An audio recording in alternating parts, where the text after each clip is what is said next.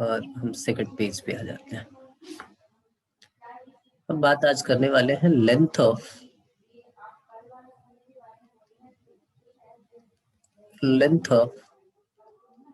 सब टेंजेंट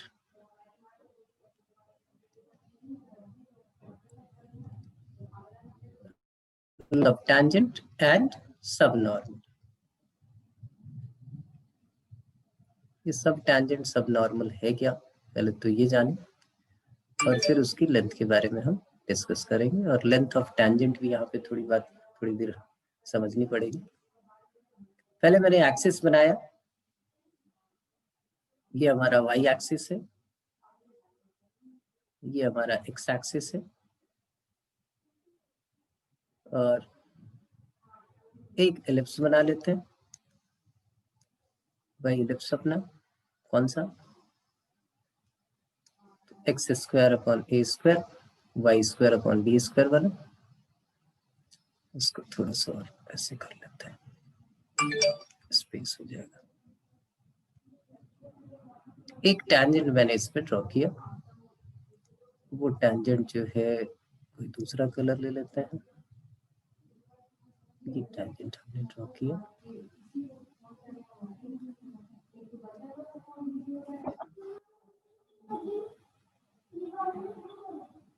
ये मान लेते हैं ये यहाँ कहीं टच कर रहा है, ये इसका पॉइंट ऑफ कांटेक्ट है। एक नॉर्मल बना लेते हैं, नॉर्मल जो है वो इस पे परपेंडिकुलर है और इधर से ऐसे पास कर रहा है। ठीक है जी, ये पॉइंट हमने ले लिया P, इसके कोऑर्डिनेट हमने ले लिए x1 y1, और एलिप्स की इक्वेशन जो है वो आपके पास है x square upon a square plus y square upon b square that is equal to 1। आगे अब यहां से मैं एक परपेंडिकुलर ड्रॉ कर रहा हूं, एक परपेंडिकुलर ड्रॉ करते हैं यहां से ऐसे, इसका नाम मैं m रख देता हूं, ये जहां कट कर रहा है इसको n रख देता हूं, ये q रख देता हूं नाम इसका। ठीक है, कभी ऐसी सिचुएशन आ जाए और सारे कर्व के लिए, बेटा कर्व कोई भी हो सबके लिए है कि भाई लेंथ ऑफ टेंजेंट अगर पॉइंट ऑफ कांटेक्ट देने के बाद बात की जाए, तो मैं यहाँ पे सारा लिख रहा हूँ, आपसे पूछा जाए लेंथ ऑफ टेंजेंट क्या है, निकालने के तरीके अलग अलग हो सकते हैं। तो लेंथ ऑफ टेंजेंट होता है पॉइंट ऑफ कांटेक्ट से लेके एक्स इंटरसेप्ट तक, that means length of tangent जो है वो हमारा पीएन है, और वो निकालना आसान है आपके लिए। पी पॉइंट गिवन है, पैरामीट्रिक फॉर्म या किसी फॉर्म में आप ले लोगे, और ये एक्स इंटरसेप्ट है टेंजेंट का, तो पॉइंट एन निकल जाएगा। और लेंथ ऑफ नॉर्मल किसको बोलते हैं, तो लेंथ ऑफ नॉर्मल होगा आपका, लेंथ ऑफ नॉर्मल बोलते हैं यहाँ पे पॉइंट ऑफ कांटेक्ट से एक्स इंटरसेप्ट जहां हो रहा है, that means P Q is the length of normal. Length of सब टेंजेंट क्या है, लेंथ ऑफ सब टेंजेंट, तो सब टेंजेंट की मीनिंग क्या हुई कि टेंजेंट का प्रोजेक्शन एक्स एक्सिस पे जो होगा उसको हम सब टेंजेंट बोलेंगे। प्रोजेक्शन का क्या मतलब, तो पीएन का प्रोजेक्शन जो है वो mn होगा, यहाँ से परपेंडिकुलर ड्रॉ कर दिया और यहाँ कट कर ही रहा है, तो इसका प्रोजेक्शन यही होगा। तो लेंथ ऑफ सब टेंजेंट जो है वो हमारा क्या है, दैट इज mn। और लेंथ ऑफ सब नॉर्मल क्या है, तो लेंथ ऑफ सब नॉर्मल हो गया नॉर्मल का प्रोजेक्शन एक्स एक्सिस पे, तो लेंथ ऑफ सब नॉर्मल की जब बात होगी तो लेंथ ऑफ सब नॉर्मल जो है वो हमारा क्या है, दैट इज क्यू एन। यहाँ तक मुझे नहीं लगता है किसी को कोई दिक्कत है, क्योंकि ये तो टर्मोलॉजी थी, क्या होगा ये आपको सिर्फ बताया जा रहा है। ठीक है, कोई दिक्कत हो तो बताओ बेटा। हनु से पूछ लेते हैं, हनु यस सर। ठीक है, यस सर, सही है। अनुज यस सर। सही है, समझ में आ गया? Yes sir. ठीक है, म्यूट कर लो। अब हमें क्या करना है, ये लेंथ निकालनी है। लेंथ निकाले कैसे? तो सबसे पहले इक्वेशन ऑफ टेंजेंट फिर से लिख लेते हैं। इक्वेशन ऑफ टेंजेंट क्या होता था बताओ? दूसरा कलर यूज कर लेते हैं। इक्वेशन ऑफ टेंजेंट यही था हमारा, x x1 upon a square plus y y1 upon b square that is equal to 1। हमें एक्स इंटरसेप्ट चाहिए, मतलब एन के कोऑर्डिनेट चाहिए। तो एन के कोऑर्डिनेट निकालने के लिए क्या होगा, आपको बताया सिखाया था कि y की वैल्यू आप 0 पुट कर दोगे, ये क्या आ जाएगा, that is a square upon x1 comma 0। N point आपका निकल गया। अच्छा मुझे ये बता दीजिए कि पीएम की लेंथ क्या होगी, पीएम क्या होगा? तो पीएम हाइट है, तो आप बोलो कि सर वो पॉइंट y1 के इक्वल होगा, y coordinate of the point के इक्वल होगा। ये भी मुझे नहीं लगता किसी को कोई प्रॉब्लम है। ठीक है जी, कोई दिक्कत नहीं। अब ये इसका सेंटर मैं सी ले लेता हूं और मुझे लेंथ ऑफ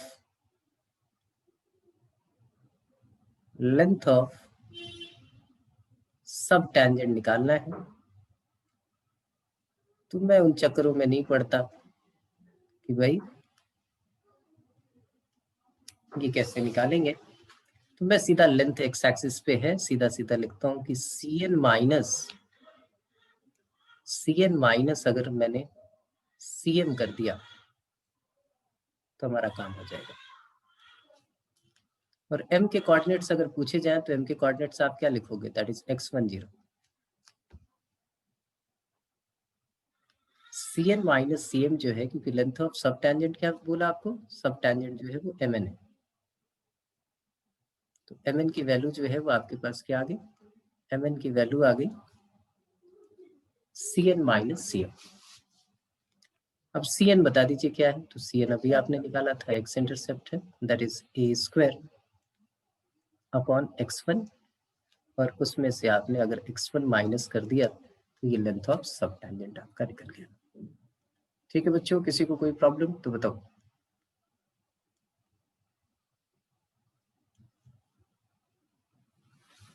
ठीक है,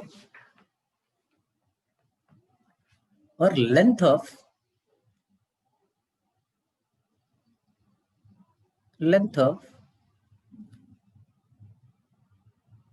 सब नॉर्मल की अगर बात करें तो लेंथ ऑफ सब नॉर्मल निकालना, और लेंथ ऑफ सब नॉर्मल आपने लिखा ही है, दैट इज qm। और qm के लिए क्या चाहिए, अगर q के कोऑर्डिनेट्स मिल जाए तो इसका मतलब हमें इक्वेशन ऑफ नॉर्मल चाहिए।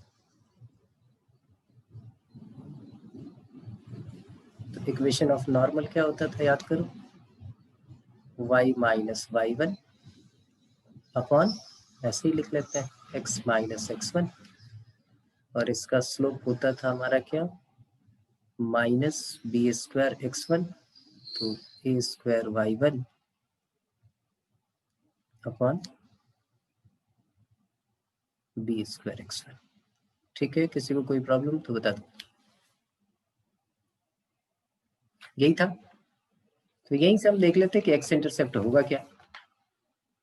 तो आप बोलो y की वैल्यू 0 पुट कर दो, x निकाल लो, तो x इंटरसेप्ट जो है वो क्या आ जाएगा,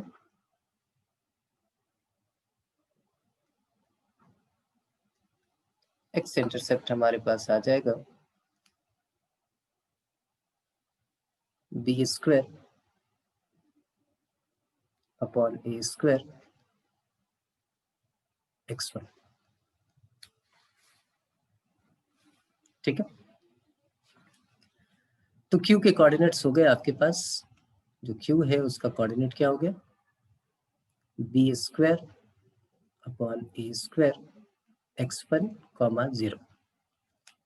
तो qm क्या है, qm जो है वो हमारे पास है cm माइनस सी क्यू। तो CM क्या होगा? CM हो गया हमारा x1 minus b square upon a square x1। तो आपको ये दोनों बातें याद रखनी है।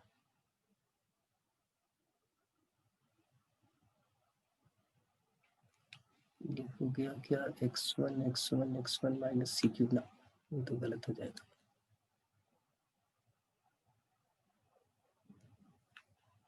ये आएगा हमारे पास x1 minus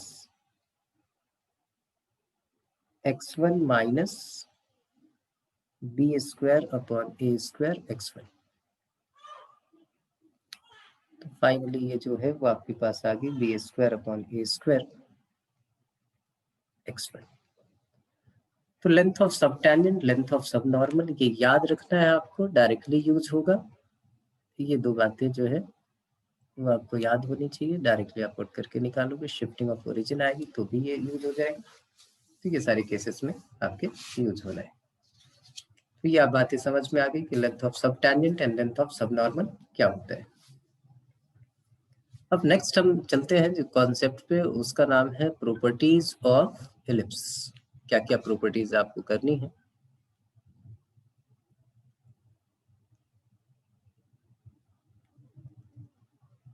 properties of ellipse.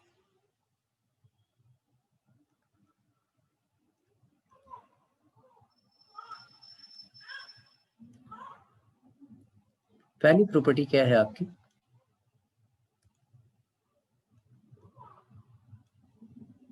कि if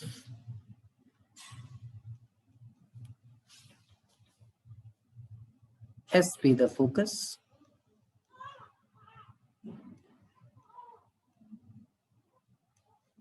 and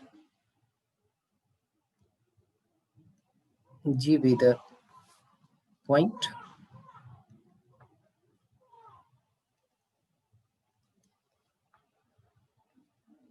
where normal at P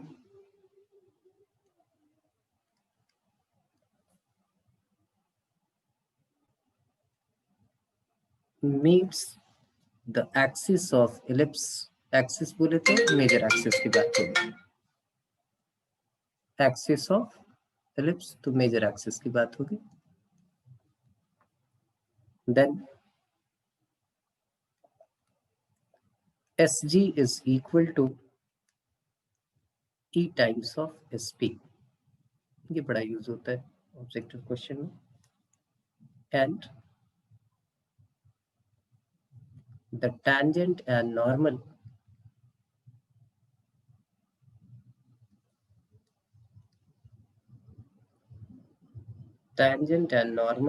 at P bisects the external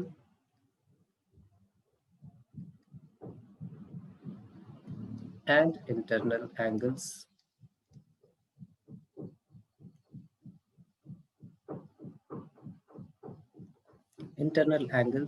between focal distances of P।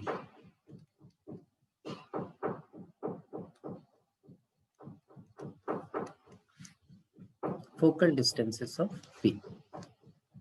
अब ये प्रॉपर्टी एक बारी पढ़ लीजिए और कोई बच्चा मुझे एक्सप्लेन करेगा कि बेसिकली ये है क्या। रैंडमली किसी से पूछूंगा मैं, उससे पहले मैं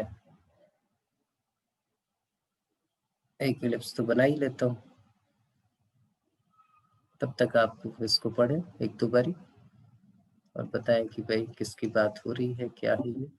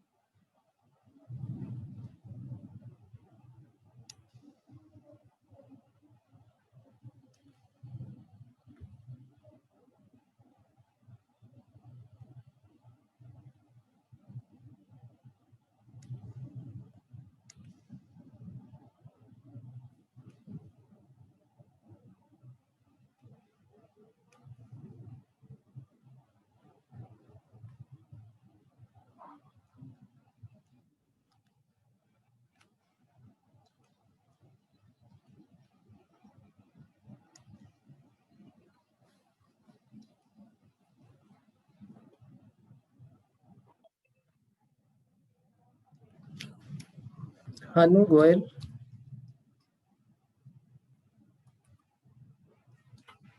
कौन सी क्लास में हो भाई?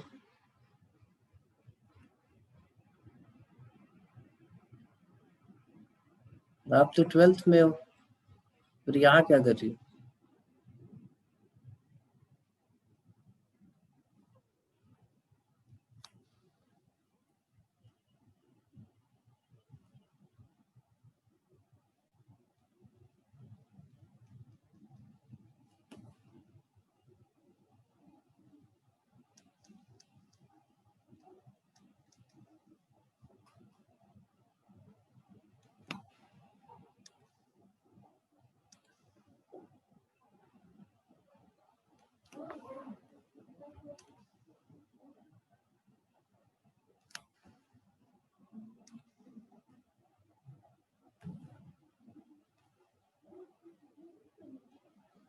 ये हमारे पास हो गया सर। कौन बताएगा मुझे?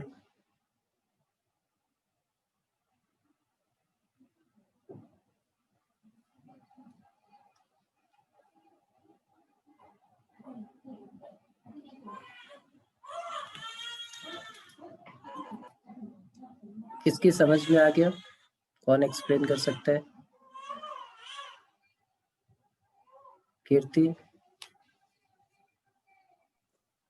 Yes sir.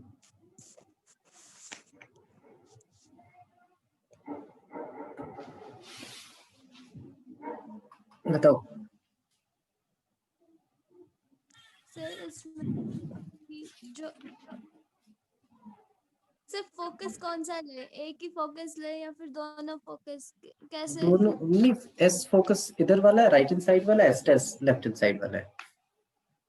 इस स्टेटमेंट के अकॉर्डिंग एस जी जो लेंथ है वो इसेंट्रिसिटी इनटू पीएस होगा। इसेंट्रिसिटी इनटू पीएस होगा या एसपी होगा, जो भी है, ठीक। और वो एक्सटर्नल इंटरनल एंगल कौन सी बात कर रहे हो? सर इंटरनल एंगल तो शायद एस डैश पी और एस के बीच में जो एंगल है वो वाला ठीक है, और उसको एक्सटेंड कर देंगे ऊपर तो एक्सटर्नल एंगल बनेगा जिसको ये टैंजेंट जो है बाइसेक्ट करेगा। ये सारी कहानी। Yes sir. तो ये हमें करना है, ये याद रखना है कि एससी जो होगा, इससे डायरेक्ट क्वेश्चन आते हैं कि ऐसे एक नॉर्मल है किसी पॉइंट पी पे, वो एक्स को किसी पॉइंट जी पे कट कर रहा है, तो एस जी की आपको लेंथ बतानी है। निकाल सकते हैं, डायरेक्टली भी निकाल सकते हैं, क्योंकि आप बोलो कि अगर पॉइंट होगा हमारे पास तो नॉर्मल की इक्वेशन हम निकाल लेंगे। नॉर्मल का एक्स इंटरसेप्ट आ जाएगा तो हमें जी मिल जाएगा, एस होगा ही, एस और जी के बीच का हम डिस्टेंस निकाल सकते हैं। तो कुछ ऐसी खास चीज है नहीं, लेकिन कभी रेशियो की फॉर्म में आएगा या इस टाइप की कोई कहानी आए आपसे, ये देखो ऐसा भी तो क्वेश्चन बन सकता है कि वो जी पे ऐसे कट कर रहा है, जी के कोऑर्डिनेट एस जी की लेंथ गिवन है और एस पी की लेंथ गिवन है, और आपसे बोले कि इसेंट्रिसिटी निकालो, तो ये बहुत बढ़िया क्वेश्चन बन जाएगा। फिर तो बोले कि भाई एक पॉइंट पी है किसी भी इलिप्स पे, वहां से उसके फोकस का डिस्टेंस वो गिवन है आपके पास, और उसी पॉइंट पे जो नॉर्मल है वो उसके मेजर एक्सिस को जो कट करती है, वो लेंथ जो है उस लाइन के अलोंग वो आपके पास गिवन है, तो इसेंट्रिसिटी निकालो। तो उस केस में तो बड़ी प्रॉब्लम रहेगी, तो ये वाला काम तो आएगा हमारा उस केस में, है ना। तो देख लें इसकी प्रूविंग, देख लें क्या है। कीर्ति म्यूट कर लो आप, कोई बात नहीं। तो हमने पहले इलिप्स की इक्वेशन ले ली और पॉइंट पी ले लिया। पॉइंट पी जो है वो हमारा क्या है, x1 y1 है। इलिप्स की इक्वेशन ले लेते हैं। इलिप्स की इक्वेशन हमारे पास हो गई x square upon a square plus y square upon b square, that is equal to 1। Equation of normal निकाल लेते हैं। इक्वेशन ऑफ नॉर्मल हम पैरामीट्रिक फॉर्म यूज नहीं कर रहे हैं क्योंकि हमें कोऑर्डिनेट की टर्म में चाहिए सारा। तो यही होता था हमारा y minus y1 upon x minus x1, that is equal to a square y1 upon b square x1।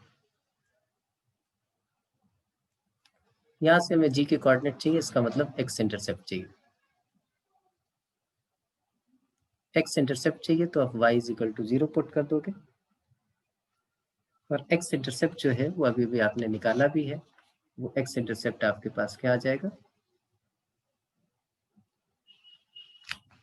इसको ले लो c। तो एक्स इंटरसेप्ट आपके पास क्या आ जाएगा, जरा बताओ। ये 0 होगा, इसको ऐसे लिख लेते हैं एक बार, y minus y1 is equal to a square y1 upon b square x1 into x minus x1। y की वैल्यू हमने 0 पुट कर दी, तो ये माइनस y1, ये हमारे पास आ जाएगा a square y1 divided by b square x1, ये आ जाएगा x माइनस x1। y1 हमने क्रॉस कर दिया और ये इधर लेके आ गया, तो minus b square x1 upon a square, और ये आ जाएगा हमारे पास x माइनस x1। तो फाइनली x इंटरसेप्ट जो है वो हमारे पास आ गया x1 minus b square x1 upon a square. ये जी की वैल्यू आ गई, ये जी के कोऑर्डिनेट्स आ गए, जी के कोऑर्डिनेट्स आ गए x1 minus b square x1 upon a square 0। G के कोऑर्डिनेट निकल गए। अब जी के कोऑर्डिनेट निकल गए तो एक्स इंटरसेप्ट भी निकल गया हमारा, एक्स इंटरसेप्ट निकल गया। तो सी जी की लेंथ की बात करें हम कि सी जी की लेंथ कितनी होगी,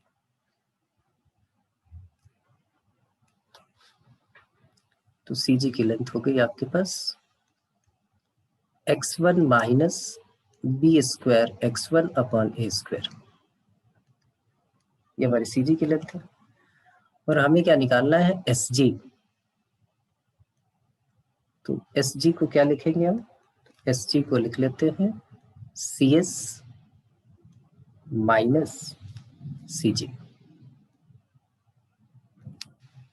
तो सी एस हमारा क्या हो गया, सी एस हमारे पास क्या है, ए ही है, राइट।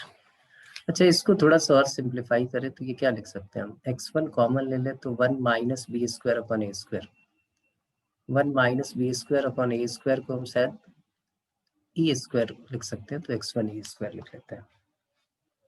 तो यहाँ पे ए माइनस x1 ई स्क्वायर आ गया, और यहाँ से अगर e कॉमन ले लिया तो ये a माइनस ई x1 हो गया।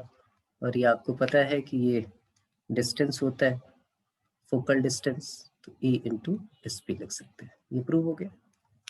और बाकी तो उनके बीच का जो ये एंगल बाइसेक्टर है वो तो निकाल सकते हैं कि भाई टैंजेंट है, दिस लाइन इज बाइसेक्टर, ये सिर्फ याद रखनी है आपको, ये इसको बाइसेक्ट करता है। कभी जरूरत पड़े तो ये वाला एंगल इक्वल होगा, और इसको बाहर एक्सटेंड करते हैं, टैंजेंट के थ्रू जो ये वाला एंगल होगा, ये वाला एंगल, ये दोनों इक्वल होंगे। क्लियर है? किसी को कोई डाउट, कोई परेशानी तो बता दे मुझे,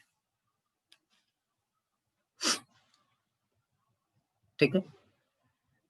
तो नेक्स्ट प्रॉपर्टी पे चले हम फिर, प्रॉपर्टी नंबर 2। प्रॉपर्टी नंबर 2 है हमारे पास कि द लोकस ऑफ, ये हमने क्वेश्चन किया भी था, याद होगा आपको, किसी ने पूछा था मुझसे, लेकिन लिख तो लेते ही हैं। The locus of the fit of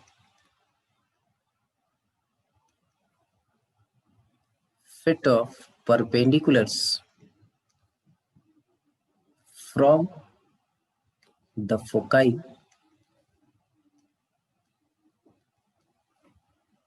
on any tangent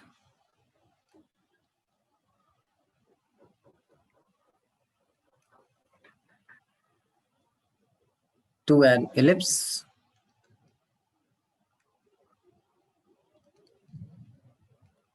is the auxiliary circle।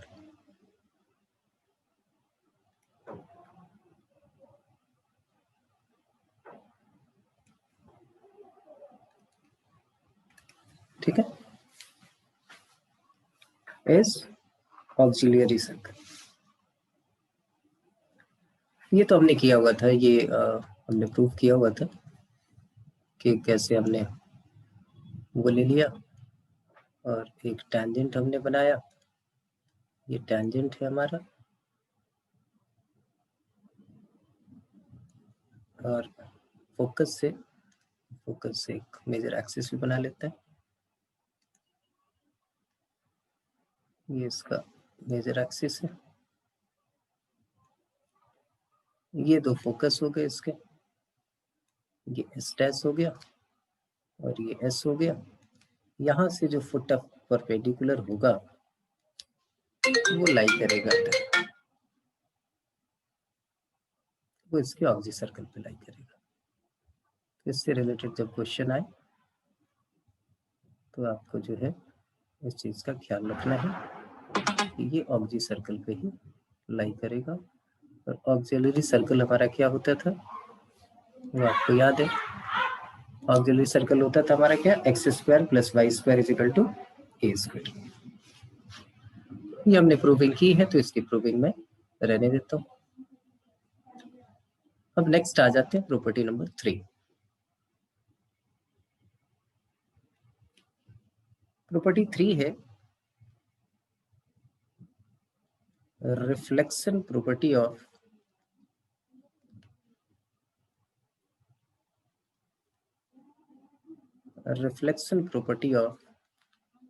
An ellipse. इस एलिप्स की रिफ्लेक्शन प्रॉपर्टी क्या है? तो एलिप्स की रिफ्लेक्शन प्रॉपर्टी है कि भाई अगर कोई एलिप्स है, उसके एक फोकस पे आप सोर्स ऑफ लाइट रखोगे तो वो उसके सरफेस से रिफ्लेक्ट होने के बाद दूसरे फोकस से होके पास करेगा, वो उसके दूसरे फोकस से होके पास करेगा। तो एक एलिप्स हमने बना लिया ऐसे, और ये रिफ्लेक्शन प्रॉपर्टी आपको दिखाई कि यहाँ पे आपने ये लिया हुआ है एस डैश, ये हमारे पास है एस। अगर कोई सोर्स ऑफ लाइट यहाँ आप रखते हो और वो यहाँ जाके इसके सरफेस पे कहीं स्ट्राइक करता है, तो स्ट्राइक करने के बाद वो दूसरे फोकस से ऐसे निकलेगा, राइट। और फिर वो जाके आगे स्ट्राइक करेगा तो ये आके इधर से इस फोकस से होके निकल जाएगा। तो पहले तो इतने ही तक बना। इसमें हमने दिखाया कि ये यहाँ से गया और इसने पी पे स्ट्राइक किया तो ये एस से होके पास करेगा, एस पे होगा तो एस डैश पे पास करेगा।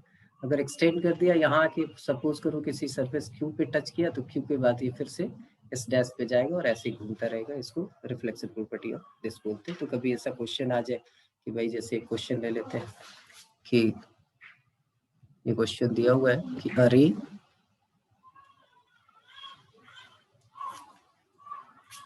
emanating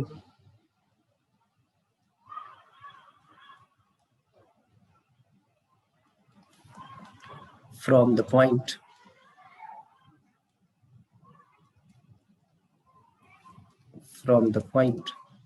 -3, 0 is incident on the ellipse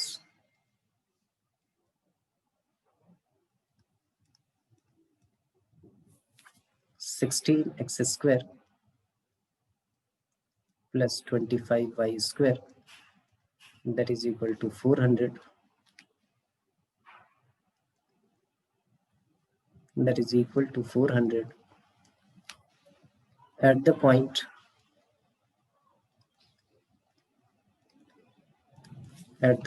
P, which ordinate तुम्हारे पास ordinate is 4. Find the equation of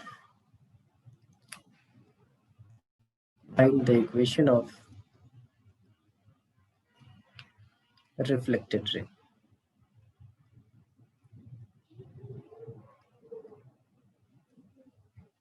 after, ये जरूर मेंशन होगा क्योंकि वैसे ही चलता रहेगा, आफ्टर फर्स्ट रिफ्लेक्शन।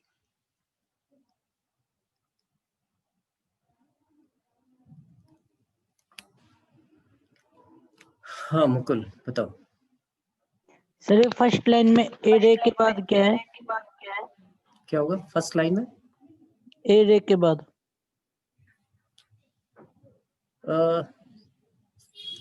कौन सा सेकंड प्रॉपर्टी में? सेकंड वाली प्रॉपर्टी में बच्चे? सर थर्ड में क्वेश्चन के अंदर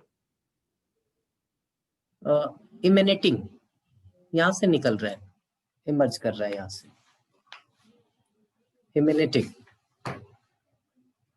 EMANA डबल TING, ठीक है। तो वही हो गया, सिंपल सा हो गया। अगर इसी में हम इसको देख लें तो ये आपके पास आ गया x² upon 5² plus y² upon 4² that is equal to 1। तो आपको a पता है कितना हो जाएगा, a 25 माइनस 16, तो ये हमारे पास 9 तो प्लस 3, तो ये फोकस आपके पास यही है। तो यहाँ से वो एक तरीके से निकल रहा है -30, ये वाला हो जाएगा हमारे पास 30। उसने बोला है कि भाई उसका ऑर्डिनेट जो है वो 4 है, तो ऑर्डिनेट अगर 4 है तो y हमारे पास 4 हो गया, यहाँ पे पुट कर दिया हमने y की जगह 4, तो ये 1 हो गया। तो x की वैल्यू जो है वो हमारे पास 0 हो जाएगी। इसका मतलब ये थोड़ा सा ऐसे बनाना पड़ेगा, ये लिप्स ऐसा बनाना पड़ेगा, ये इस डैश से निकल रहा है और यहाँ पे जाके रिफ्लेक्ट करके ये फिर इस डैश पे आएगा। ये पॉइंट आपका 0 4 हो गया। एस आपके पास है ही, एस आपके पास 3 0 है, इससे पास करेगा 2 पॉइंट फॉर्म से आप रिफ्लेक्टेड रे की इक्वेशन निकालेंगे। सिंपल, कोई दिक्कत? फर्स्ट रिफ्लेक्शन के बाद ही निकालनी है, तो ऐसी कोई खास चीज है नहीं इसमें, वही आपको याद रखने की जरूरत पड़ेगी। कुछ प्रॉपर्टी जो एज ए फार्मूला जो है यूज होगा उनको आप याद रखो, वो मैं लिख देता हूँ कि फोर्थ प्रॉपर्टी पे आ जाते हैं। फोर्थ है कि area of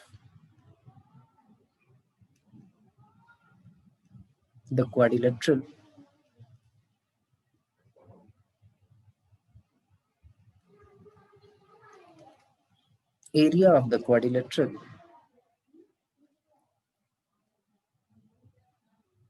formed by common tangent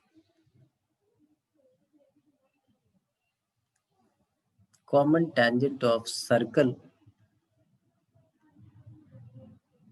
x² plus y² is equal to c² ले लेता हूँ मैं, क्योंकि a और b उधर यूज हो जाएंगे, and x² upon a² plus y² upon b² that is equal to 1। और यहाँ पे मैंने दे दिया कि c belongs to a to b, open interval. इसके लिए फार्मूला जो है वो आपके पास ये है, that is 2c² mod of a² minus b² divided by under root a² minus c² into c² minus b²। अब यहाँ पे क्वेश्चन है कि पढ़ लीजिए। मैं आता हूँ किसी के पास, एक बारी नमन से बात करता हूँ। नमन नहीं है, महक है,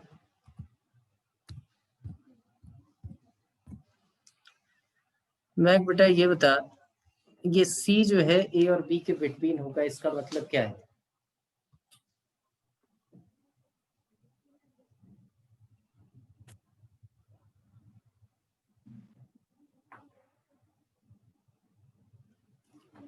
सबसे पहले बताओ इलिप्स कैसा है, वर्टिकल या हॉरिजॉन्टल?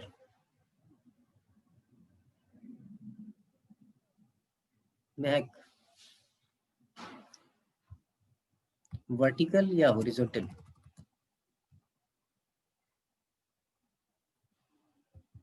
आवाज नहीं आ रही तुम्हारी। रिया,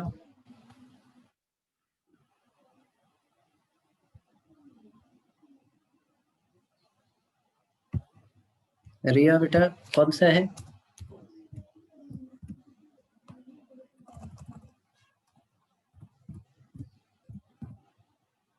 देखो आप बोलो कि सिंपल सा है सर। ये देखिए ए और बी है, इंटरवल जब हम लिखते हैं तो पहले वाला लोअर लिमिट होता है, दूसरे वाला अपर लिमिट होता है। इसका मतलब बी बड़ा हो गया, बी बड़ा हो गया तो ये वर्टिकल एलिप्स हो गई हमारी। ठीक है। सी जो है वो ए और बी के बिटवीन है, मतलब उस एक्सिस से, मेजर एक्सिस से और माइनर एक्सिस के बीच में होगा। तो इसका मतलब ये वाला सर्कल जो है उसको जो है एलिप्स जो है वो कंटेन करेगी। तो इसका मतलब एक दूसरे को दोनों क्या कर रहे हैं? टच कर रहे हैं। क्या कर रहे हैं? टच कर रहे हैं किसी पॉइंट पे, और वो उसको कंटेन कर रही है, तो वो अंदर होगा सारा मामला। अब अंदर होगा तो इस टाइप का कुछ दिखेगा कि एक ऐसे ये एलिप्स है,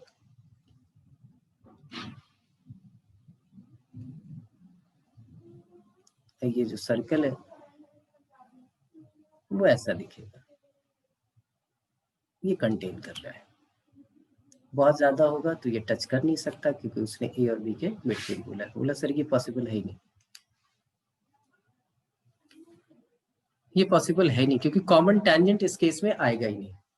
तो कहानी क्या होगी? वो बड़ा होना चाहिए, यहाँ पे लिखा होना चाहिए वो बी से ए के बिटवीन, या तो बाहर हो, क्योंकि इस कॉन्सेंट्रिक है, इसका भी सेंटर यही, इसका भी सेंटर यही। तो या तो उसको कट कर रहा हो, तो सिचुएशन कुछ ऐसी होगी कि वो ए से बड़ा हो गया, तो ये वर्टिकल है, ए से बड़ा हो गया और यही सेंटर है, तो सर्कल कुछ ऐसा बन जाएगा, ऐसे कट करता हो जाएगा। तो ये वाली कहानी है। अब यहाँ पे कोई कॉमन टेंजेंट हम ड्रॉ करेंगे। मनोज बोलो ऑग्री सर्कल हो सकता है ये? कौन सा? अभी जो आपने बताया जे सी ए और बी के लाइक बीच में लाई करेगा तो ऑग्री सर्कल हो सकता है? ऑक्जी सर्कल कैसे होगा बेटा? ऑक्जी सर्कल तो आपका फिक्स है, x square plus y square. ये ओपन इंटरवल है, ओपन इंटरवल मतलब ए और बी को आप नहीं ले सकते। ठीक ए है, से बड़ा है और बी से छोटा है, तो ऐसे काट के जाएगा, ये वाली सिचुएशन होगी। ठीक है, ठीक है। ठीक है। अब इस पे जो कॉमन टेंजेंट ड्रॉ होगा वो कॉमन टेंजेंट ऐसा होगा कुछ, ये इसको अलग टच कर रहा है, इसको अलग टच कर रहा है, ऐसे जा रहा है, इस टाइप की कोई सिचुएशन हो। तो ये जो ट्रायंगल फॉर्म होगा, इस ट्रायंगल की बात हो रही है। तो कॉमन टेंजेंट तो आपको निकालना आता है, तो दिक्कत नहीं। आप बोलोगे भाई ये इस वाले इलिप्स की टेंजेंट की इक्वेशन क्या हो जाएगी? अगर ए और बी है, मैं यहाँ पे चेंज कर देता हूँ, सी बड़ा है बी बड़ा है, ऐसे कर लेते हैं, सी बिलोंग्स टू बी टू ए कर लेता हूँ, तो अपने वाली इक्वेशन आ जाएगी। तो y is equal to m x plus क्या होता था, under root a square m square plus b square. और ये इस सर्कल को टच करेगी तो इसके लिए क्या कंडीशन होती थी? वही होती थी हमारे पास कि रेडियस से इसका परपेंडिकुलर डिस्टेंस इसके सेंटर से इसके रेडियस के इक्वल होगा। तो वहां से m की वैल्यू निकल आएगी और हम ये टेंजेंट की इक्वेशन निकाल लेंगे। फिर x इंटरसेप्ट और y इंटरसेप्ट से हम ये एरिया निकाल सकते हैं। लेकिन अगर ये फॉर्मूला याद रखें तो मुझे लगता है कि 30 सेकंड में आप वो क्वेश्चन कर पाओगे। ठीक है, ये बात समझ में आ गई?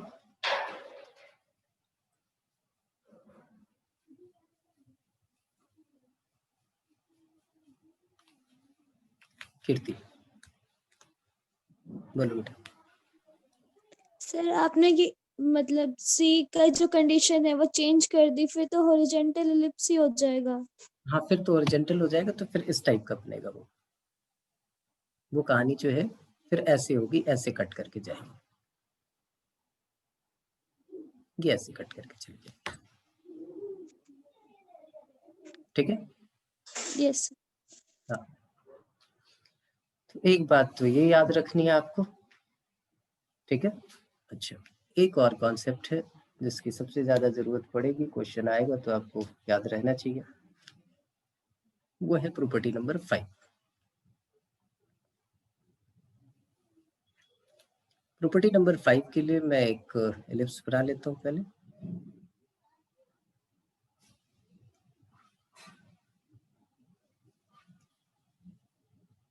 ये एलिप्स है हमारा, कहाँ गया?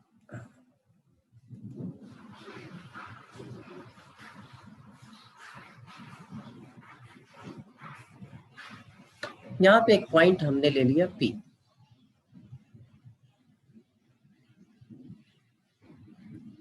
P के कोऑर्डिनेट हमने ले लिए x1 y1 या xy जो भी लेना है, x1 y1 ले लेते हैं। P से हमने परपेंडिकुलर एक ड्रॉ कर दिया, दैट इज n। ठीक है जी। इसका सेंटर जो है उसका नाम हमने C रख दिया, इसका नाम हमने A रख दिया, इसका नाम हमने A डैश रख दिया। ये हमारा B हो गया और ये वाला हमारा B डैश हो गया। तो Pn square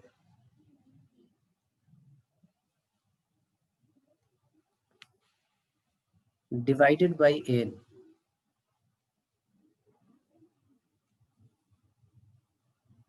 into A dash n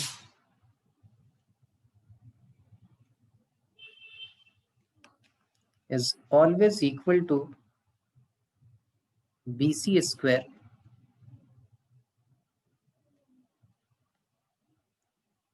upon AC square.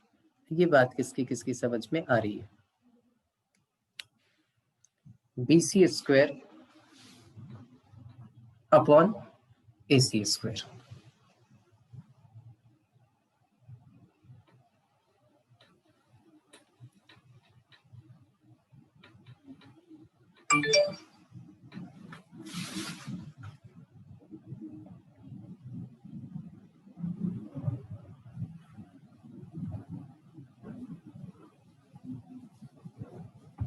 Isha,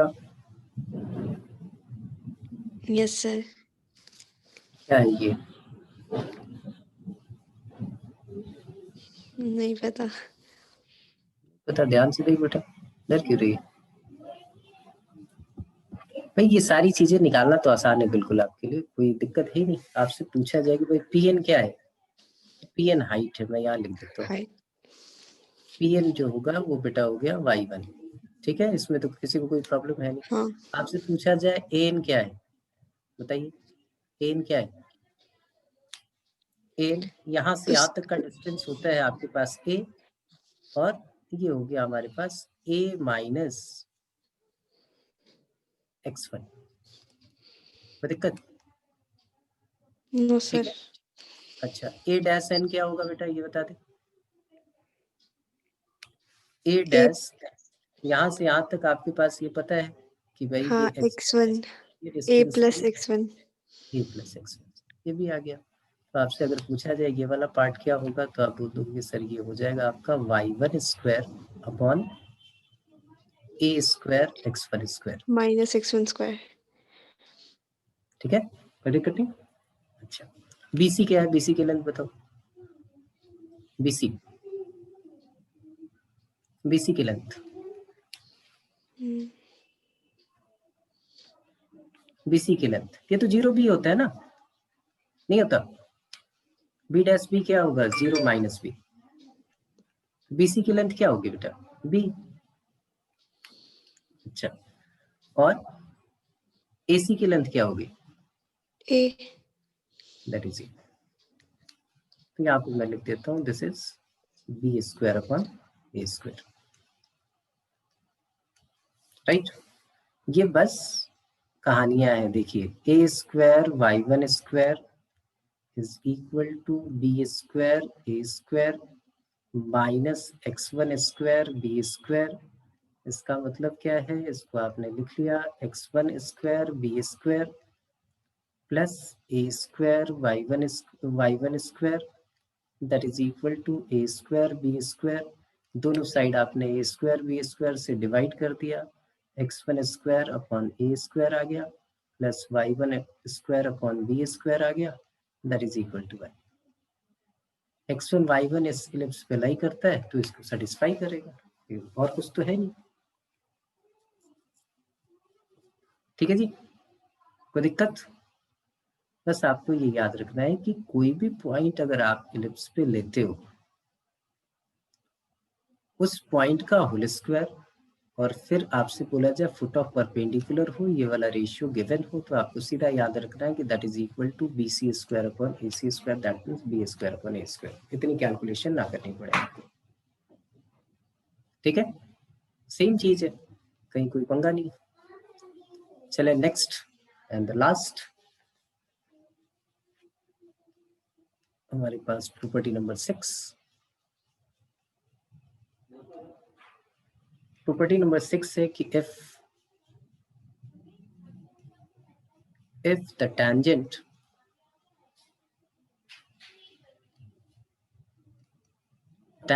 at P on an ellipse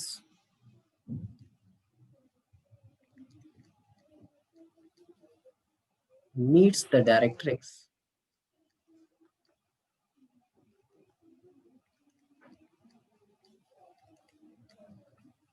in F, then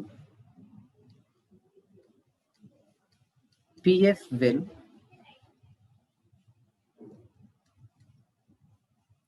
subtend a right angle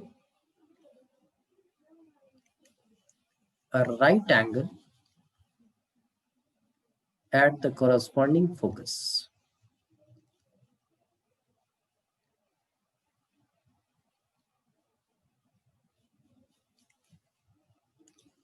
corresponding focus क्या मतलब है कि ये एलिप्स हमने बनाया,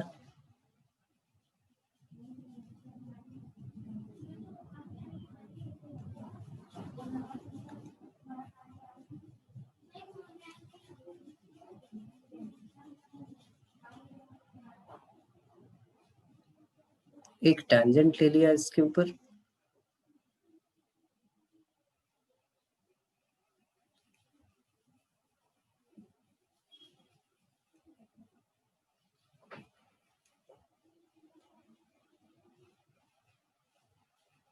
ये टेंजेंट है। उसने क्या बोला है कि if the tangent at point P, तो ये पॉइंट हमारा P हो गया, on the ellipse meets the directrix in F, वो डायरेक्ट्रिक्स से F पे मीट करती है, मान लेते हैं यहाँ पे कहीं डायरेक्ट्रिक्स है।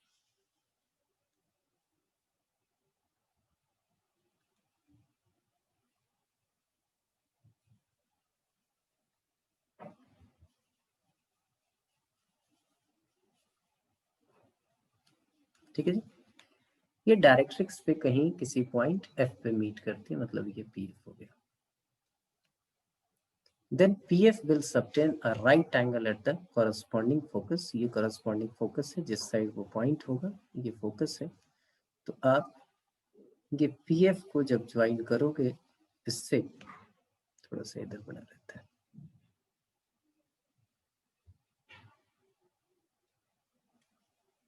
ये जो एंगल होगा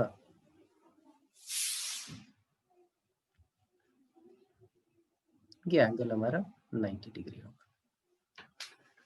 इसमें भी कोई प्रॉब्लम तो है नहीं, पॉइंट ऑफ कांटेक्ट आपको पता ही है, फोकस पता है, तो PS का आप वो निकाल सकते हो, और टैंजेंट जब जो है यहाँ कट करता है तो डायरेक्टली के साथ आप वो निकाल सकते हो, ये दोनों चीजें आपके पास आ जाएंगी, तो प्रोडक्ट ऑफ द स्लोप जो होगा वो -1 होगा। तो ये आपको याद रखना है कि कभी ऐसा आ जाए ऑब्जेक्टिव तो डायरेक्टली आप बोल दो कि आपको याद होना चाहिए कि ये 90 डिग्री है। ठीक है, तो एक क्लास हम कल का प्लान करेंगे, मैं मैसेज कर दूंगा ग्रुप में, तो कल मिलते हैं आप लोगों से। एलिप्स वाले पार्ट में आप सारे क्वेश्चन सॉल्व करें, जो प्रॉब्लम होगी वो पूछ सकते हो। ठीक है बच्चों, कल मिलते हैं।